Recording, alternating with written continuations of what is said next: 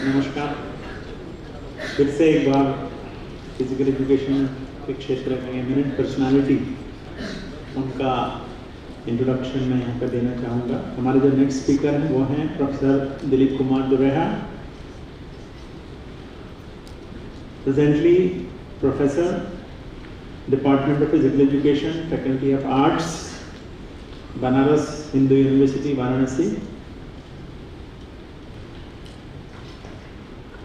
उनका स्पेशलाइजेशन का एरिया है sports psychology, sports biomechanics and field hockey.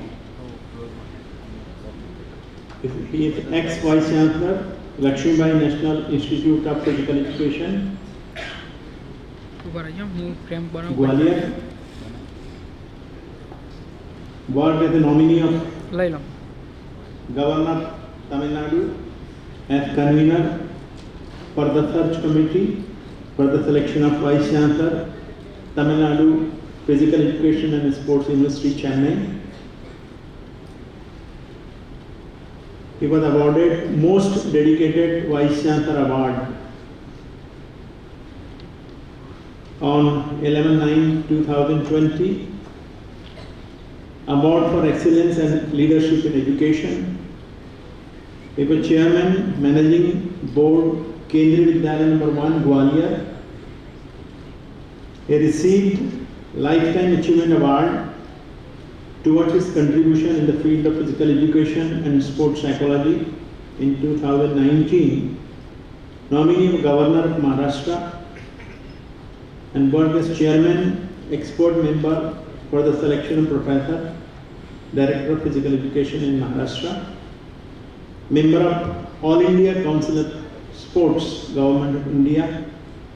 He worked as a member, governing body, Sports Authority of India, New Delhi. Under the leadership of Professor Dilip Dureha as Vice Chancellor, LNIP deemed to be university has been given confirmation of deemed to be university with 12B status by University Grant Commission. During the tenure of Vice Chancellor, LNIP has been awarded A++ grade with 3.79 CGPA by NAC. During the tenure of Vice Chancellor, LNIP has been awarded Excellent Institute of Physical Education in India in the 11th National Education Summit and Awards 2017. The Institute granted membership of International Associations of Physical Education, Culture and Sports Universities 2019 at Kazakhstan. He was nominated as member of selection committee for selecting awardees for Rajiv Gandhi Khel Ratna and Arjun Award for the year 2016 by Ministry of Youth Affairs and Sports, Department of Sports. Worked as member, Management Council of Asia South Pacific Association on Sports Psychology, China from 2014 to 2018. He was President of Sports Psychology Association of India. He is still President since April 2016. Head Department of Physical Education, Arts Faculty, Banaras Hindu University, Varanasi, from 9 November 1997 to 8 November 2003, and from 1st August 2004 to 31st July 2007, and now August 2012 to 29 September 2015. He worked as an expert advisory committee of physical education, UGC Special Assistant Program Scheme. He worked as an expert member, UGC 10th Plan Evaluation and 11th Plan Finance Allotment Committee, New Delhi. He also worked as external expert, Physical Education, National Assessment and Accreditation Council of India. He has presented research papers in the pre-Olympic, World Congress, international conferences a number of times. He has published 60 research papers in different conferences at national and international level. 23 PhD scholars have been awarded PhD under his supervision. The most important achievement of his life, that he is an outstanding hockey player and he has played 4 international hockey tournaments to present his topic. सबसे पहले मैं अपना व्याख्यान शुरू करूं परम आदरणीय राज चौधरी जी, परम आदरणीय प्रसाद जी, परम आदरणीय नलिन जी, honourable vice chancellor Rana ji, क्रीड़ा भारती के समस्त पदाधिकारीगण, यहाँ आए हुए अलग अलग शहरों से डिफरेंट एक्सपर्ट्स, डायरेक्टर्स, प्रिंसिपल्स और मेरे young youth my dear students, सबसे पहले तो मैं धन्यवाद दूंगा स्वर्णिम स्पोर्ट्स यूनिवर्सिटी गुजरात और खास तौर से क्रीड़ा भारती कि मुझे इस प्लेटफॉर्म पे उन्होंने बुलाया और बोलने का मौका दिया, आप सबसे बात करने का मौका दिया। जब मेरे पास राणा जी का मैसेज आया, अनिल करवंदे जी का मैसेज आया, तो मेरे को, मैं दिल की इच्छा बताऊं, मुझे बहुत दिनों से इस बात का इंतजार था कि कोई क्रीड़ा भारती का प्लेटफॉर्म मिले और मुझे कुछ कहने के, बात रखने का मौका मिले, और वो मैंने मौका दिया। मैं इसके लिए आपका दिल से आभारी हूँ। मैं जब इस टॉपिक पे, जब मुझे टॉपिक दिया गया sports fitness and healthy pursuits, तो मैं जानता था कि यहाँ जितने भी एक्सपर्ट, जब मैं एक्सपर्ट लिस्ट देखी तो मैं जानता था सब लोग कुछ ना कुछ बोलेंगे। तो मेरे दिमाग में आया कि बेसिकली हम लोग बहुत ज़्यादातर बात करते हैं कि स्पोर्ट्स और फिजिकल एजुकेशन को जोड़ दिया, इसको अलग अलग रहना चाहिए, जबकि ये गलत है। Sports is the outcome of physical education, वो उसका एक आउटकम है, और physical activity is the base of physical education. और अगर हम फिजिकल एक्टिविटी की बात पे आते हैं और हम अगर अपने एशियंट इंडिया की तरफ जाते हैं तो आप ये देखेंगे कि चाहे वो महाभारत का काल हो, चाहे रामायण का हो, चाहे पुराने जमाने में अगर जो 10,000 BC तक की बात करें, तो ये फिजिकल एक्टिविटी किसी ना किसी रूप में हिंदुस्तान के अंदर थी, हमारे भारतवर्ष के अंदर थी। और उस समय अलग छोटे छोटे राज हुआ करते थे, लेकिन चाहे हंटिंग पर्पस से हो, चाहे प्रोटेक्शन पर्पस से हो, उसको किया जाता था। जैसे ये जो मैं आपको दिखाऊं, ये जो स्लाइड है, इसके अंदर आप देखेंगे कि जो रेगुलर फिजिकल एक्टिविटी उस समय हुआ करती थी, वो जरूरी थी काय के लिए, हमें हंट करने के लिए, शिकार करने के लिए। मैं 10,000 साल पहले की बात, BC से पहले की बात कर रहा हूँ। प्रोटेक्शन के लिए, अपने को सेव करने के लिए, और सर्वाइवल के लिए। और ये कुछ चीजें आज तक चल रही हैं। मैं बीच में एसोसिएशन यूनिवर्सिटी तरफ से सेलेक्टर होके उड़ीसा गया और मुझे वहाँ किड्डो साहब, बहुत बड़े इंडिया के हॉकी प्लेयर रहे, उनसे बात करने का मौका मिला। मैंने कहा सर, मेरे को एक समझ में नहीं आती है कि आप लोग, चाहे वो दिलीप तिर्की हो, चाहे भेंगड़ा जी हो, चाहे वो किड्डो साहब हो, आप लोग डिफेंडर बहुत अच्छे हुए हिंदुस्तान के लिए कि अटैकिंग में नहीं आए। तो बोले तो यार, हम लोग ट्राइब्स में रहने वाले हैं, जंगलों में रहते थे, वहां से निकल के हमको मौका मिला तो हम बहुत ज़्यादा प्रोटेक्टिव हैं और हम अपने डिफेंसिव स्किल्स में बहुत ज़्यादा है। कभी जानवर का अटैक होता था, कभी कबीले के कबीलों की लड़ाई हो जाती थी, तो उसकी वजह से बहुत प्रोटेक्टिव है। और ये अगर आप देखते हैं कि कि पहले जो होता था, ये हम शिकार जो करते थे, जो हंटिंग करते थे, वो अपने करते थे, उसके लिए हमको रेगुलर फिजिकल एक्टिविटी करनी पड़ती थी और हमें फिट रहना पड़ता था। उसके बाद जो हमको जब शिकार करना पड़ता था, तो उसमें ये आप देखेंगे जैसे जेवलिन की तरह उन्होंने एक भाला टाइप ले रखा है जिसको वो फेंकना चाहते हैं। फिर हमने अपनी बाउंड्री वॉल्स बनाई है, रोमन के जमाने में आते हैं 168 BC के उसमें, तो हम देखिए कि हमने प्रोटेक्शन बनाए, अपने अपने क्षेत्र बनाए और एरियाज को बढ़ाने के लिए हमने युद्ध करना भी शुरू किया। और अगर उसके आगे चलते हैं तो हम देखें कि भगवान कृष्ण, वो रिक्रिएशन भी था उस जमाने में। अगर क्योंकि भगवान कृष्ण ने एक सामान्य जीवन, एक इंसान की तरह जिया, उन्होंने कभी शो नहीं किया कि वो गॉड है, लेकिन वो जब भी गोकुल में या वृंदावन में रहते थे तो जाते थे, चाहे वो गंगा किनारा, यमुना किनारा हो, चाहे गैया चरानी हो, चाहे वो पेड़ पे बैठ के बांसुरी बजाना हो, चाहे उसमें स्विमिंग करना हो, बॉल थ्रो करना हो, उसके अंदर जब उन्होंने, तो ये सारी एक्टिविटी पुराने जमाने से हमारी चली आ रही हैं, जो कि इसका बेस जो था वो फिजिकल एक्टिविटी था और उसका मेन पर्पस था कि हम जनरल हेल्थ को, फिजिकल फिटनेस को अपने मेंटेन करें। ये इसका पर्पस जो था, preparation for physical competition, improving physical capability, attending emotional and mental health, looking attractive and become strong. अगर आप इतिहास में जाते हैं, हमारी हिस्ट्री को देखते हैं पुराने जमाने की, तो हम लोग फिजिकल कंपटीशन और डिस्प्ले किया करते थे। आप, अगर मैं आपको छोटा सा एग्जांपल देता हूँ महाभारत का। महाभारत में जब द्रोणाचार्य जी के यहाँ से जब सारे कौरव और पांडव आए, तो आपने देखा होगा कि महाभारत के अंदर उनके कंपटीशन कराए गए कि हु इज द बेस्ट, सबसे अच्छा कौन धनुर्धर है, सबसे अच्छा कौन घुड़सवार है, सबसे अच्छा कौन शोट चलाता, तलवार चलाता है, कौन अच्छी गदा चलाता है। इनके कंपटीशन, उनके डिस्प्ले होते थे और वो जो बेस्ट होता था वो बेस्ट डिक्लेयर होता था। इस प्रकार अर्जुन को बोला गया कि सबसे बेस्ट वर्ड के धनुर्धर। अब आते हैं फिजिकल कैपेसिटी इंप्रूविंग। वहां उस जमाने में एक चीज बहुत अच्छी थी, चाहे कमजोर था चाहे बहुत स्ट्रॉन्ग था, लेकिन कमजोर भी अपने को फिट रखने की कोशिश करता था, अपनी कैपेबिलिटी को बनाने की कोशिश करता था, जिससे कि वो अगर स्ट्रॉन्ग अपोनेंट भी होता था, विरोधी होता था, वो उससे कभी डरता नहीं था, कभी भागता नहीं था, और उसके संग मल्ल युद्ध करना या गदा युद्ध करना या तलवार के संग युद्ध करना, वो कभी पीछे नहीं हटता था, चाहे उसको फिर जान देनी पड़ती थी, लेकिन वो अपने को बना के रखते थे। Attaining emotional and mental health, इसीलिए वो मेंटली बहुत, इमोशनली बहुत स्ट्रॉन्ग होते थे।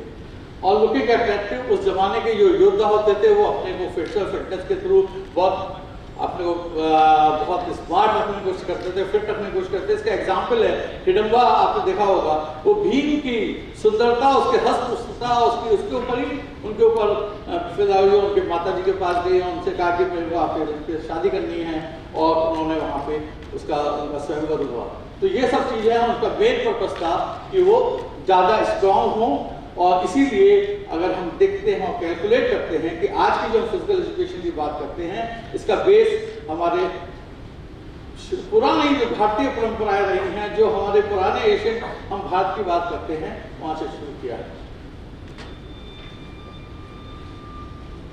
अगर हम बात करते हैं तो चारों काल, चाहे वो एशियन ग्रीस का रहा हो, रोम, मेडिवल यूरोप पीरियड रहा हो, चाहे रेनेसेंस रहा हो, इसके समय जब प्लास्टिक ट्रेनिंग होती थी, हम लोग आज नाम दिए हैं कि plastic training, throwing, stone put, बड़े बड़े पत्थरों को फेंकना, हाथों पे उठाना, जो पेड़ होते थे उनको उठा के दूसरे को फेंक देते, बहुत इजी काम था उन लोगों के लिए। उस समय के योद्धा कितने स्ट्रॉन्ग हुआ करते थे जो ये करते थे। Plyometric training, long jump, high jump, vertical, जब अगर इसको हम आज से कोरिलेट करें तो ये उस जमाने में भी होता था। कैलिस्थेनिक ट्रेनिंग, जिम्नास्टिक्स होती थी, डांसिंग, क्लाइंबिंग, स्विमिंग, ये सारे योद्धा करते थे, कभी नहीं घबराते थे कि उनको कितना बड़ा नदी का किनारे से एक किनारे से दूसरे किनारे जाना है, वो तुरंत अटैक करना है या डिफेंस करना है, तो वो उस हिसाब से उसका उपयोग किया करते थे। Training with dumbbell, weighted weapons, large weapons, आपने देखा होगा कि great sword, lifting heavy stones. मेरे को याद है, मैं एक बार उदयपुर गया, उदयपुर में मैं राणा प्रताप जी के वहाँ पे गया, चित्तौड़गढ़, वहाँ शोर रखी हैं और वहाँ पे जो वेपन्स रखे हैं उस जमाने के, आपको बिलीव नहीं होगा, मेरे साथ और लोग भी थे, हमारे टीम थी, हम लोग उसको मिलके भी नहीं हिला पा रहे थे। लेकिन वो योद्धा इस प्रकार के थे कि वो अपने एक हाथ से उठा के और युद्ध में उन्होंने अकबर को खट्टे उनके दांत खट्टे किए और उनके ऊपर विजय प्राप्त की। वो कैसे योद्धा होंगे, कितना उनके अंदर बल होगा, किस प्रकार से उन्होंने अपनी ट्रेनिंग करके अपने किस प्रकार से वो वर्जिश किया करते होंगे कि उसको वो थ्रू आउट मेंटेन रखते थे और चलाते थे। अभी आपको पुराने उसमें देखें तो आप देखेंगे कि जो हम मुदगर पहलवान जो होते थे अखाड़ों के अंदर मुदगर चलाया करते थे, आजकल नहीं कर सकते। हमारे लोग इंडियन क्लब्स को ज्यादा वेट्स को थोड़ा ज्यादा उठा लेते हैं तो उनको प्रॉब्लम होने लगती है, लेकिन उस जमाने में उस मुदगर का भी इस्तेमाल हुआ करता था। और ये जो आप देखें ये छोटे छोटे गेम जो थे वो फिटनेस उस जमाने में खेले जाते थे, चाहे वो रनिंग हो, जंपिंग हो, थ्रोइंग हो, रेसलिंग हो, फेंसिंग हो, आर्चरी हो, स्विमिंग हो एंड आपके घुड़सवारी हो, प्रॉब्लम होने लगती है, लेकिन उस जमाने में उस मुदगर का इस्तेमाल हुआ करता था। और ये जो आप देखेंगे छोटे छोटे जमाने में खेले जाते हैं, चाहे वो रनिंग हो, जंपिंग हो, थ्रोइंग हो, रेसलिंग हो, फेंसिंग हो, आर्चरी हो, स्विमिंग हो एंड आपके घोड़सवारी हो। अब मैं इंडियन कॉन्सेप्ट की बात करता हूँ, health, fitness and skill through physical practices. ये उस जमाने का मेन मोटो था। अगर हम पीछे जाते हैं तो हम देखेंगे कि सिलंबम तमिलनाडु में ये खेल होता था, जिसको वहाँ पे ये मैं आपको एक चीज़ और ध्यान दिलाऊंगा कि सिलंबम एंड कलारीपट्टू और गटका एंड हंथा, ये सारे गेम खेलो इंडिया ने अभी अपने उसमें डाले हैं और इसको उन्होंने कहा है कि ये लोगों के बीच में जाएंगे। और मैं आपको एक स्टोरी बताता हूँ कि एक चाइना का होंगी, उसने इंडिया में आए, वो विजिट किया और वो सीधा केरला गए और केरला में उन्होंने कलारीपट्टू सीखा और वहाँ से वो काशी आए। काशी में सारनाथ है, वहाँ गए, वहाँ उन्होंने बुद्धिस्ट धर्म को अपनाया और वहाँ से वो श्रीलंका गए और ये श्रीलंका में जाके फिर वो चल गया साउथ चाइना और वहाँ जाके आजकल जो आप पेपरों में या पिक्चरों में देखते हैं कि शाओलिन जो वहाँ पे एकेडमीज हैं उनकी, जहाँ पे कराटे कुंफू सब सिखाया जाता है, वहाँ कलारीपट्टू भी सिखाया जाता है। और ये सब कहाँ से निकल के गया? ये हिंदुस्तान से निकल के गया। हम भारतवर्ष इसकी बैकग्राउंड है और हम अगर भूल जाते हैं कि हमारे जो तक्षशिला था, तक्षशिला के अंदर ये सारी चीजें सिखाई जाती थी और जिसको हम लोग भूलते जा रहे हैं। लेकिन मैं तो धन्यवाद दूंगा अपने प्राइम मिनिस्टर साहब का कि उन्होंने खेलो इंडिया स्कीम को इंट्रोड्यूस किया, फिट इंडिया मूवमेंट को इंट्रोड्यूस किया, जिसकी वजह से और ये सारे पुराने गेम इसको उन्होंने वापस ला के एक भारतवर्ष को उस गेमों को जो हम भूलते जा रहे हैं, विदेशी खेलों को, क्योंकि ठीक है जैसे डॉक्टर साहब ने कहा था कि हम मेडल्स के पीछे दौड़ते हैं, why we are running for medals? हमें अपने को स्ट्रॉन्ग बनाना है, समान फिटनेस के लिए करना है।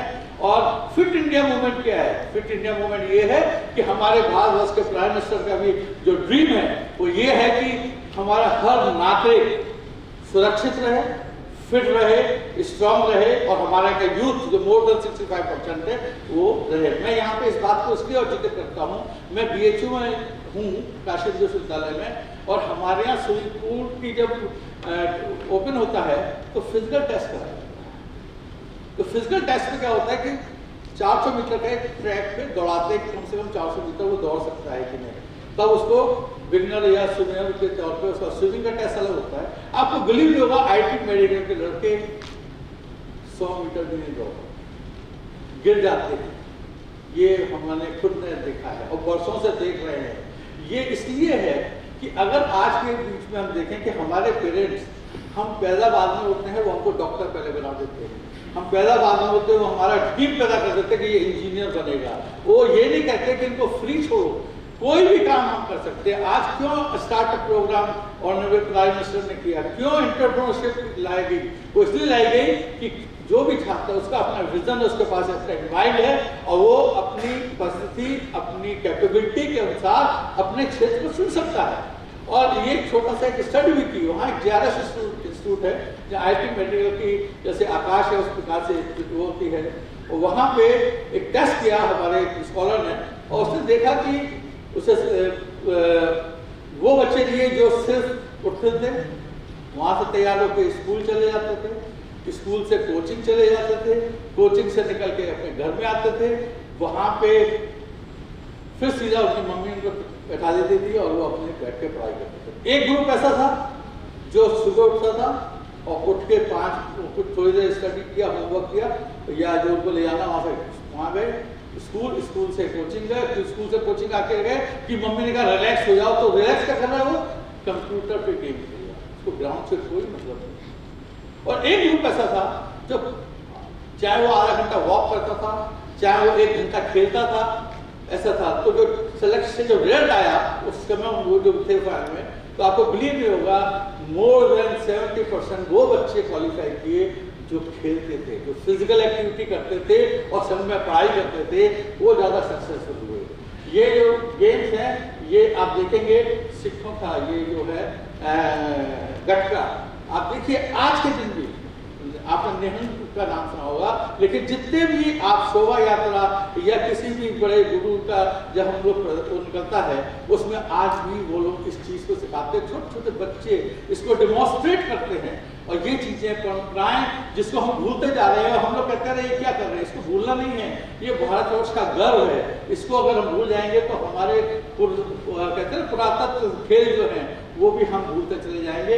लेकिन इसको हमारे प्रधानमंत्री ने दोबारा जीवित किया है और ये बहुत अच्छी बात है कि भारतवर्ष आगे बढ़ रहा है।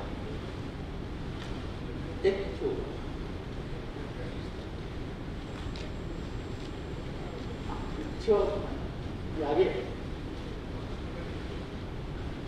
हाँ ठीक। अब आप इसको देखेंगे, हमारे हिंदुस्तान के अंदर, भारतवर्ष के अंदर योग वे ऑफ लाइफ, योग इतने बड़े उन्होंने तो यहाँ पे बताया। और इससे सबसे इम्पोर्टेंट फीचर जो मैं जानता हूँ, योग से हमको अंदर हमारे अंदर एक डिसिप्लिन का रहा है जिसकी आज और सख्त जरूरत है। उस समय होता था कि अगर ये मैं अलग अलग जगह के वो दिए हैं जो ट्रेनिंग होती थी पुराने जमाने में, तो गुरु दौड़ के उसमें ये एक ऑप्टिक सेंसरी होती थी, एक एक्वेटिक सेंसरी होती थी और एक एस्थेटिक सेंसरी होती थी। इसके अंदर ऑप्टिक में जब गुरु जी तो उनको जो है आंखें दिखाई दे रही है बर्ड की। हालांकि सवाल हुआ था कि उसको बाकी को क्यों नहीं दिखाई दी, उन्हीं को क्यों दिखाई दी, लेकिन है आप देखिए कि आवाज के ऊपर वो अटैक करते थे। नीचे के जो दोनों हैं जिसमें श्रवण कुमार का वो वध हुआ था, जिसमें सिर्फ वो लोटे से वो घड़ा पानी भर रहे थे, वो आवाज हुई, राजा को लगा कि कोई शेर या कोई जानवर है, उन्होंने उसको बिना देखे उनको तीर चलाया। इसी प्रकार महाराजा पांडव ने अपने उनके ऊपर तीर चलाया और एक मतलब हत्या हो गई वहाँ पे, और उनको शाप मिला और शाप उनको इतना भयंकर मिला कि जिसको उनको बहुत सफर करना पड़ा। और इधर देखिए कि जो भगवान कृष्ण के ये ने जो मोटिवेट कहते हैं एस्थेटिक सेंसरी में, अर्जुन ने नीचे देखते सेंसरी एस्थेटिक सेंस के थ्रू ही उसको मछली उसको किया और द्रौपदी से उसका विवाह हो गया। आज के उसमें देखिए आप ये दोनों फोटो हैं, अगर आप देखेंगे तो एक विराट कोहली है, पीटरसन, दोनों ग्रेट क्रिकेटर। मैं यहाँ मेरे को मेसी की नहीं मिली और रोनाल्डो, वो दोनों भी ये काम करते हैं, ब्लाइंड होके ट्रेनिंग करना। अब देखेंगे विराट कोहली का तो बॉल है वो विकेट को थ्रो करना कि उसको एक्यूरेसी रहे कि वो रनिंग उसमें भी वो बॉल उठा के फेंकेगा बिना देखे तो उसको विकेट में लगना चाहिए। वो जो बैटिंग है, पीटरसन जो बैटिंग की प्रैक्टिस कर रहा है वो ब्लाइंड होकर इसलिए प्रैक्टिस कर रहा है पट्टी बांध के कि वो विभिन्न परिस्थिति होने पे भी उसको एक्वायर कर सके, उस शॉट को खेल सके। तो ये सब चीजें हैं। मैंने रोनाल्डो को देखा है, उनका देखा है कि वो ब्लाइंड होकर किक लेते हैं, वो गोल में स्पिन होते जाते हैं। तो ये सब चीजें हैं जो हमारे भारतीयों को उसमें सिखाई गई और ये पुरानी परंपराएं हैं, ये आज की नहीं है। चाहे वो ऑर्टरी ऑप्टिक सेंसर्स हो, चाहे ऑप्टिक सिस्टम हो या कैसेटिक हो, ये हम महात्मा काल या 10,000 साल पहले एक बीसी की बात कर रहे हैं, उससे पहले से ये सब चीजें चल रही। ये आज के गेम वेलकम, गुल्ली डंडा, कबड्डी, खो खो, पिट्ठू, कंचे, ये सारे गेम गांव में, शहरों के छोटी छोटी गलियों में, मिडिल क्लास फैमिली में खेले जाते थे। आजकल आप बहुत ही मुश्किल से देखेंगे कि इन खेलों को मिलता है। कबड्डी और खो खो तो कॉम्पिटिटिव स्पोर्ट्स हो गया, तो ये आपको दिखाई दे रहा है, लेकिन बाकी गेम धीरे धीरे छूटते जा रहे हैं। लेकिन अगर आप विलेजेस में जाएंगे, गांवों के अंदर जाएंगे, रूरल एरिया में, तो वहां देखेंगे कि ये खेल आज भी पॉपुलर है। एक वो आता है गेंदताड़ी वाला, जैसे बॉल को लेके मारना और फिर भागना, तो वो सब चीजें हैं। तो ये परंपराएं हैं जो हमारे खेल हैं और इनको हमारे खेलो इंडिया स्कीम के अंदर ऑप्ट किया गया है, इसको इंट्रोड्यूस किया गया है। और संघ में वो गटका और गलाई पट्टी और ये सब भी थन था, ये भी गेमों को लिया गया है। और ये बहुत अच्छी सोच है और बहुत अच्छी है, जिसका रिजल्ट आने वाले कुछ सालों में आपको दिखाई देगा कि किस प्रकार से हम अपने जो पुराना भारत है तो उसको वापस प्राप्त करने की कोशिश कर रहे हैं। अगर हम 19वीं सेंचुरी की बात करते हैं, क्योंकि मेरे को हेल्थ परसूट के ऊपर बोलना था, तो उस समय हमारे ऊपर बहुत प्रॉब्लम आई 19वीं सेंचुरी में कि हमारा डिटोरिएशन इन द फिजिक्स, हम हंसमुख दिखने की कोशिश करते थे, लेकिन हमारे संग आया पुअर न्यूट्रिशन हुआ। उसका रीजन पॉवर्टी था, ओवर पॉपुलेशन था और लैक ऑफ एजुकेशन था, जिसकी वजह से ये हुआ। फिर पुअर सैनिटेशन था, ये जो अपना जो आया स्वच्छ भारत अभियान, हमारे प्रधानमंत्री जी ने इस चीज को ठीक किया। पुअर एयर क्वालिटी थी, हर जगह इंडस्ट्रीज खोल रही थी, उसका कोई था नहीं कि वो इंडस्ट्रीज तो खोल रहे हैं, लेकिन उसके जो धुआं या उसके जो पानी निकलेगा, जो उसके केमिकल नदियों में जाके मिलेंगे, उसके क्या असर होंगे, ये हमने कभी नहीं सोचा। आंख मीच के हम लोग ये चलाते गए, खोलते गए, और उससे इन्फेक्शन हुए इतने।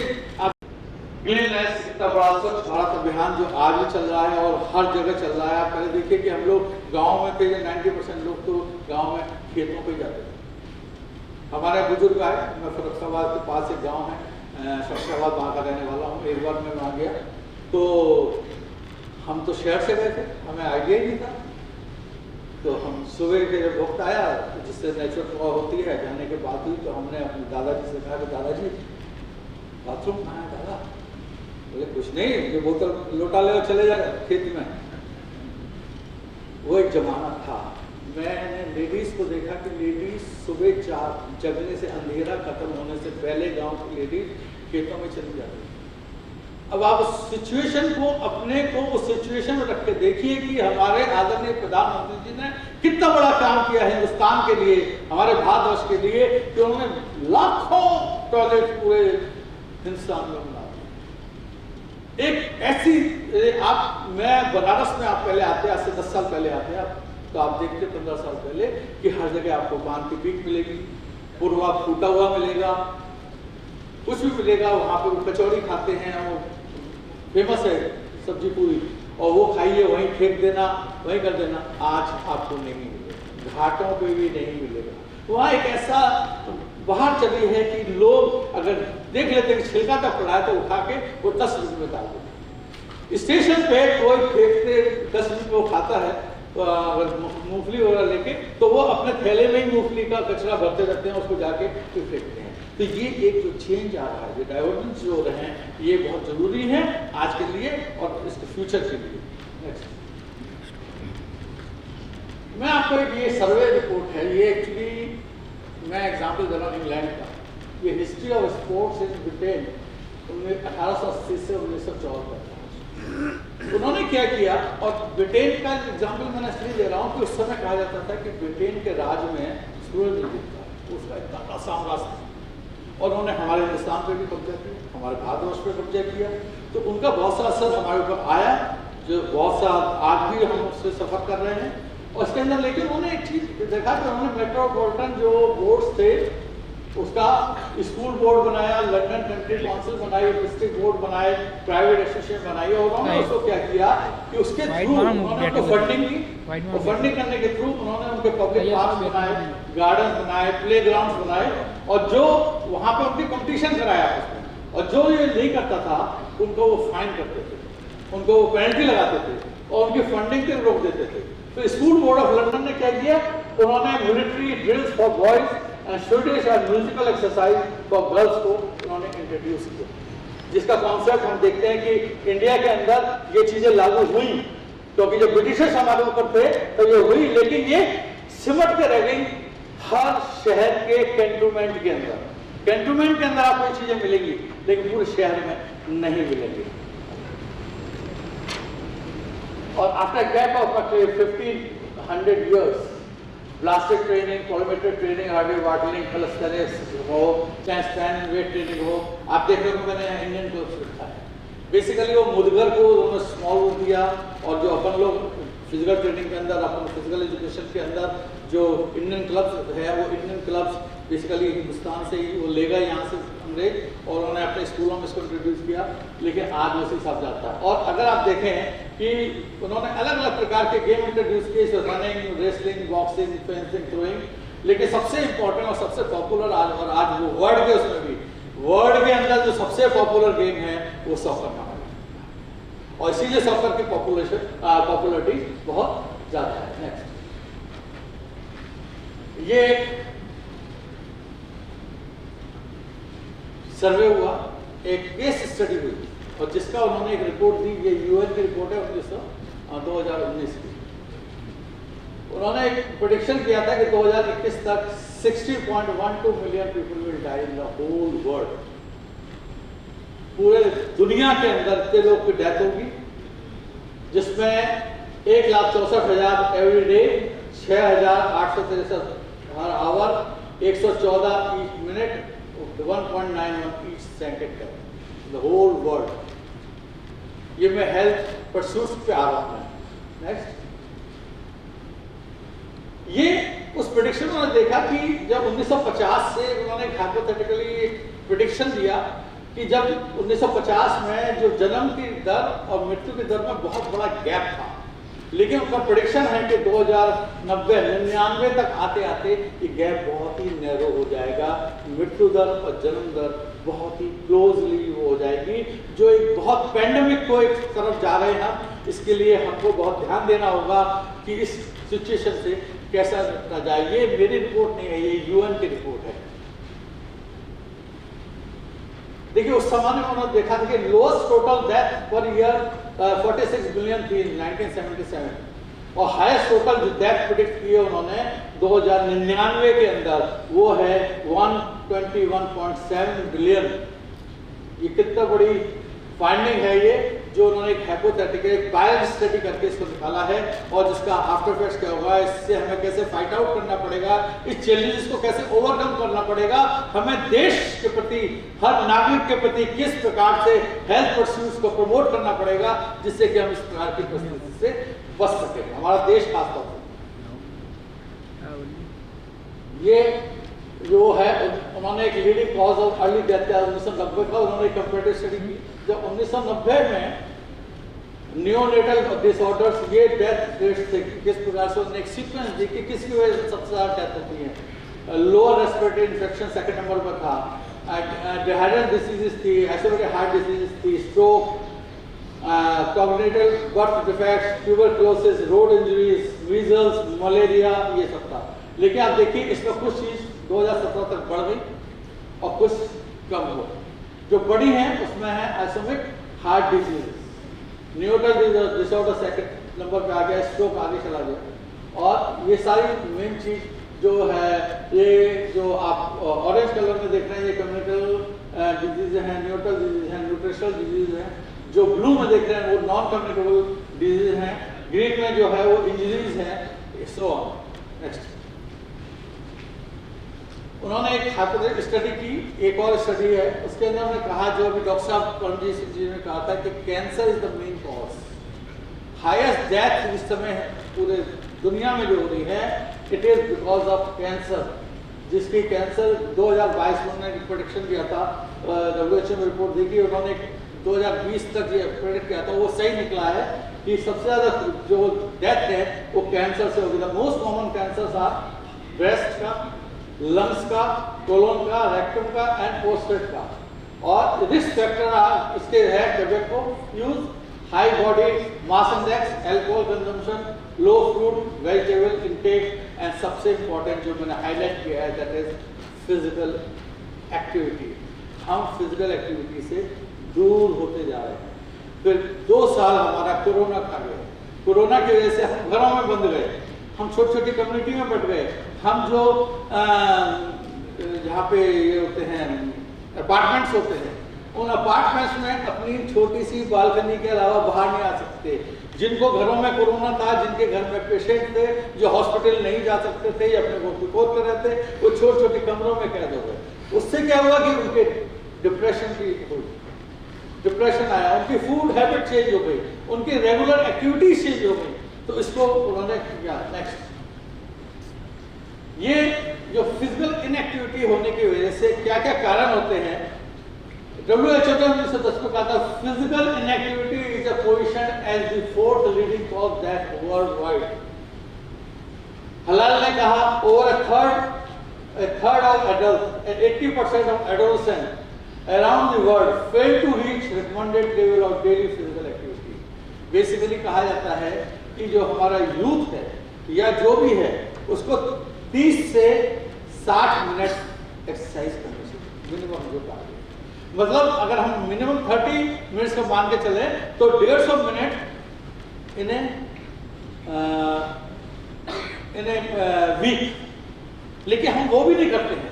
क्योंकि हम लेथार्जिक होते जा रहे हैं, हम कंप्यूटर और लैपटॉप पे इतना ज़्यादा व्यस्त हो गए हैं और हमारे सबसे इंटरनेट के थ्रू, जैसे डॉक्टर साहब ने कहा ना कि इसको एक पॉजिटिव इसमें इस्तेमाल करेंगे, it's a very good thing जो आपको कहाँ से कहाँ पहुँचा देगी आपका आईफोन। लेकिन अगर आप इसको एक्सेस करेंगे, एक्सेस इज ऑलवेज हार्मफुल, वो हरदम खतरनाक होती है, वो आपको डिस्ट्रॉय कर देगा। कोहेल ने कहा physical activity has reached pandemic state and addressing the problem has been identified as a global public health priority. तो हमें क्या है, we have to adopt the healthy way of living. हमें अपनी जीवन धारा को बदलना होगा, हमें अपने गंदी हैबिट्स को छोड़ना होगा, हमें संस्कारों को फॉलो करना होगा, हमें जो वैल्यूज की बात की उस वैल्यूज पे अगर हम सिंसियरली करेंगे, और ये वैल्यूज कहाँ से आते हैं, सबके घरों से आते हैं, संस्कारों से आते हैं, पारिवारिक संस्कार लेके चलते हैं। और हमारे प्राइम मिनिस्टर साहब या हमारे होम मिनिस्टर साहब या हमारे कोई मिनिस्टर साहब, हमारे चीफ मिनिस्टर महाराज जी तुम बोलते हैं योगी जी, वो घर घर जाके नहीं बता सकते कि तुम्हें ये खाना है पीना है, ये उनकी अपील बहुत होती है। लेकिन सवाल ये उठता है कि हम किस तरह से उसको फॉलो करते हैं। वो फॉलो अप बहुत जरूरी है, और वही फॉलो अप जो है वो आपको सेंस ऑफ वेलबींग, आपको अच्छा इंसान बनाने में, स्वस्थ इंसान बनाने में, अच्छा हेल्दी सिटीजन बनाने में बहुत मददगार साबित होगा। और इसके लिए हमको क्वालिटी ऑफ लाइफ जीना पड़ेगा, जो कि आपको वेलनेस की तरफ ले जाएगा, जिसकी वजह से आपको फायदा होगा। इसके बेनिफिट हैं, अगर ये चीज हम करते हैं, वे ऑफ लाइफ को चेंज करते हैं, तो हमारे को increase span of healthy life है और increase total years of life हमारे बढ़ जाएंगे, और फ्रीडम फ्रॉम इलनेस, हम डिजीजों से दूर हो जाएंगे, क्योंकि हम अपनी लाइफ को रेगुलराइज करेंगे, अपनी लाइफ को सिस्टमेटाइज करेंगे, अपने फूड हैबिट्स को चेंज करेंगे। उस वजह से हो जाएगा कि overcome lifestyle there is a challenge. तो लेकिन ये चैलेंज है, ये बातों से नहीं होगा, ये आपको बहुत समझना होगा। आज मैं मुझे याद है, मैं ग्वालियर में गया था, तो जब इतना बढ़िया खाना मेस में देते हैं, लेकिन उसके बावजूद देखता था, मेरे पास आता था गेट से, मतलब मेरे को चीफ डॉक्टर पास आता था, चीफ डॉक्टर मुझे कहता था सर एक चीज़ से बहुत परेशान। मैंने क्या हुआ? कहते वो जोमेटो वाले बहुत आते हैं सर।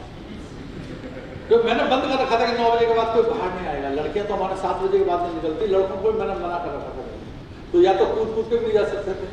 तो वो कह रहे सर वो जोमेटो वाले आते हैं और वो लाते हैं और वो सब खाते हैं, और हमारे यहाँ का खाना मेस का बच रहा है।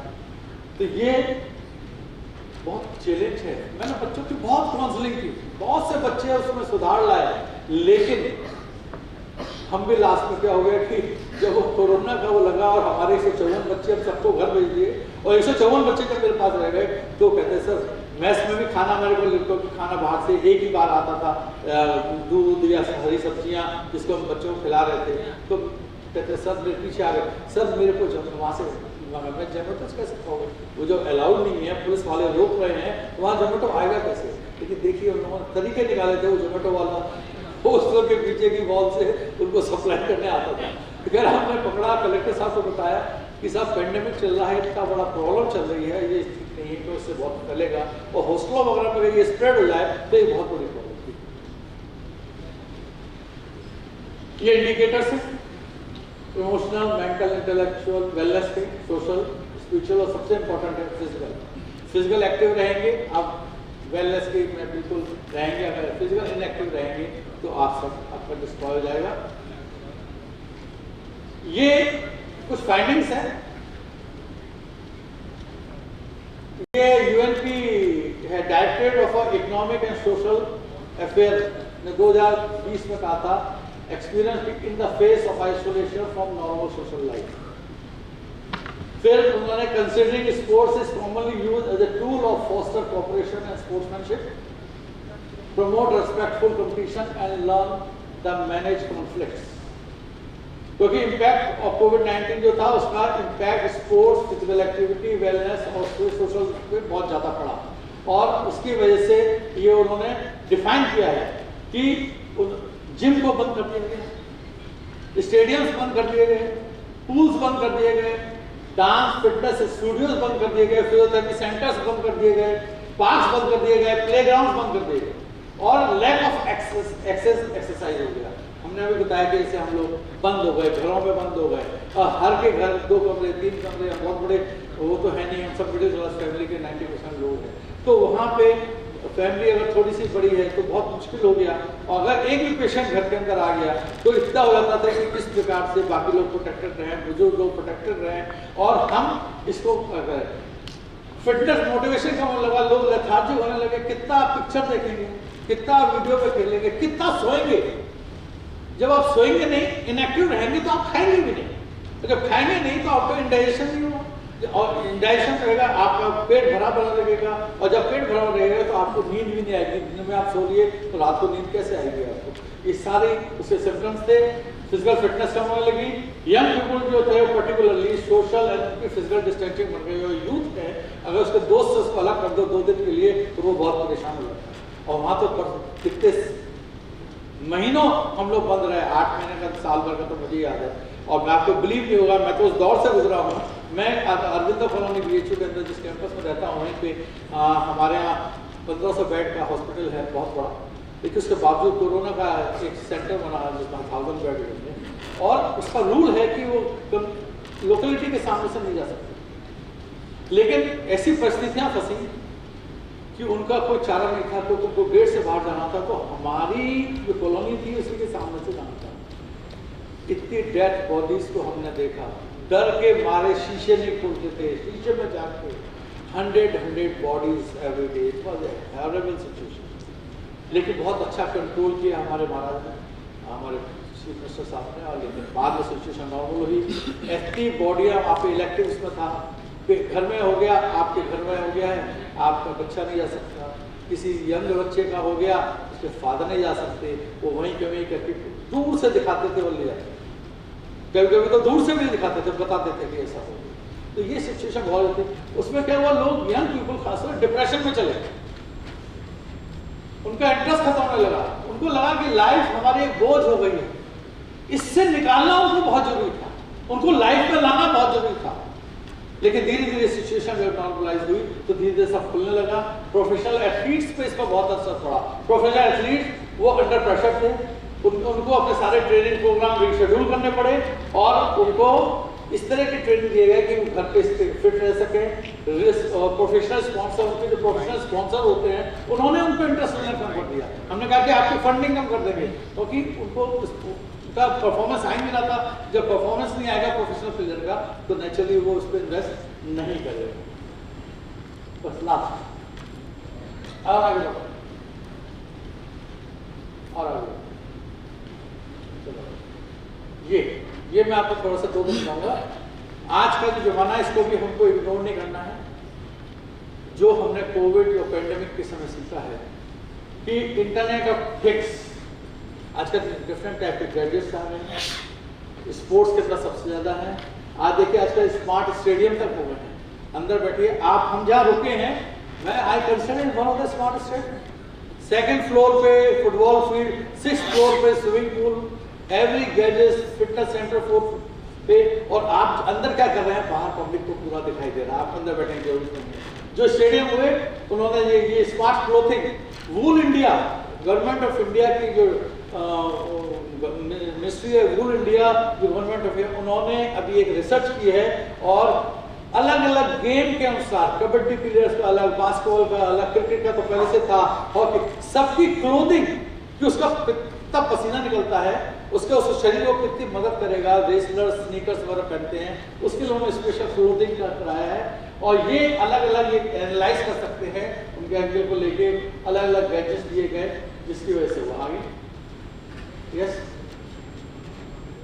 ये ML मशीन लर्निंग, ये मशीन लर्निंग हो गई, ये बहुत कॉमन है, ये ऐप्स पे अवेलेबल है, और इसके द्वारा आप देख सकते हैं कि आप इसको अपनी स्टडी प्लान कर सकते हैं, घर में बैठ कर सकते हैं, कुछ लेसन कर सकते हैं, आप ऑनलाइन कंप्यूटर पे बैठे हैं, ऑनलाइन जुड़ के आप इस तरह की चीज़ों को एनालाइज कर सकते हैं आगे। ये अभी तक ये वर्चुअल रियलिटी की बात कर रहा था, एक्चुअल रियलिटी और वर्चुअल रियलिटी को निकल के बना मिक्स रियलिटी। आजकल देखिए, आपने देखो IPL में भी आजकल वो जो अपना इंटरव्यू देने आता है वो अलग रहता है, लेकिन वो फिर सबको दिखाई देता है। जो कमेंटेटर है, कोच है, वो वहीं से उसको कन्वे करता है। ये एडवांसमेंट जो आया है, ये अपना न्यूरो बायोफीडबैक, इससे किस प्रकार से उनको वापस फीडबैक देना, ये सब चीज़ चल रही है।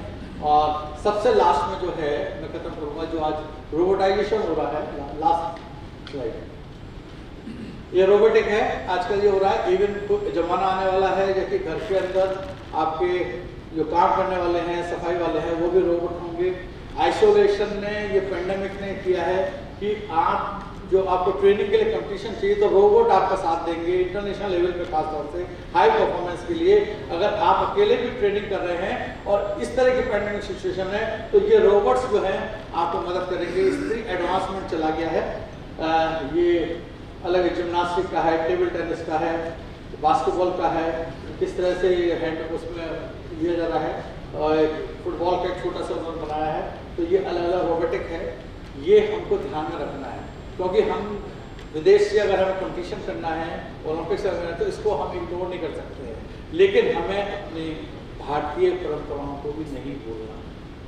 इसी के साथ मैं अपना यहाँ पे व्याख्यान को बंद करता हूँ और बहुत बहुत धन्यवाद देता हूँ पूरा भारतीय के राष्ट्रपति जी को, प्रसाद जी को, राणा साहब को, आपने मुझे यहाँ सबसे मिलने का मौका दिया और मुझे इस प्लेटफॉर्म को यूज़ करने का बहुत बहुत धन्यवाद। जय हिंद, जय Bharat. Thank you, sir. Thank you very much.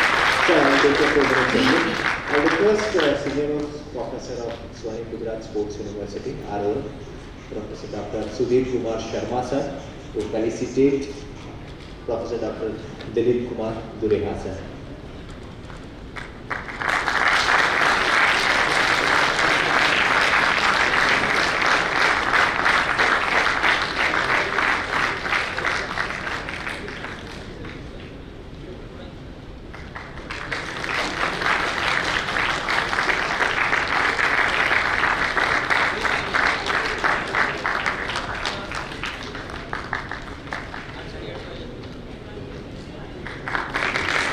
Thank you sir, thank you very much.